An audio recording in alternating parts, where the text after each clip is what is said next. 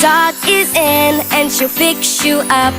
If you're a toy, then you're in luck. It's okay, don't be afraid. The doc really knows her stuff. Do, you know it's good for you. The doc is gonna help you feel better.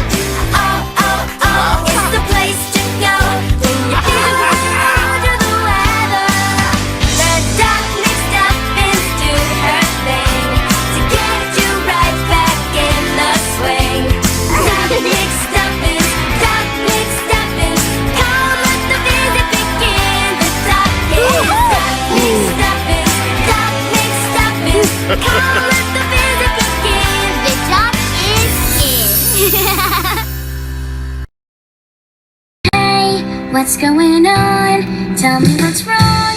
I know there's something we can do. It might not be clear, that's why I'm here. Tell me what's bothering you. Got something on your mind, don't you keep it inside. You're gonna be fine.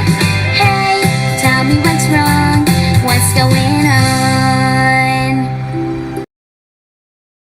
Doc, saying no to temptation is harder than I thought. Sometimes it feels like I'm fighting a whole army of tempting thoughts. It's okay, Stuffy. Overcoming temptation is a skill, and like any skill, it takes practice. Let's break it down into manageable steps, like building a strong fortress against those tempting thoughts. First, we need to recognize the temptation. What is it that's tempting you? Acknowledge it without shame. It's okay to feel tempted. The important thing is to know what's happening. Okay, I think I get that. It's like noticing the feeling before I act on it. Exactly. Now let's understand the consequences. If you give in to this temptation, what might happen? Think about how it could affect your goals, your friendships, or even how you feel about yourself. That makes sense. If I give in, I might feel bad afterwards. Precisely. Next, let's avoid triggers. Are there certain places, toys, or situations that make it harder to say no? Let's try to avoid those triggers as much as possible. Maybe if I put away the toys that usually tempt me. Great idea! Now, if you feel the temptation creeping in, distract yourself. Find something else to do. Play with Lumble, read a book, or even help me with my checkups. I could help you clean up the tools. Perfect! And remember, Stuffy, you don't have to face this alone. Seek support. Talk to me, Lumble, or anyone you trust. They can offer encouragement and help you stay strong. We can also use positive affirmations.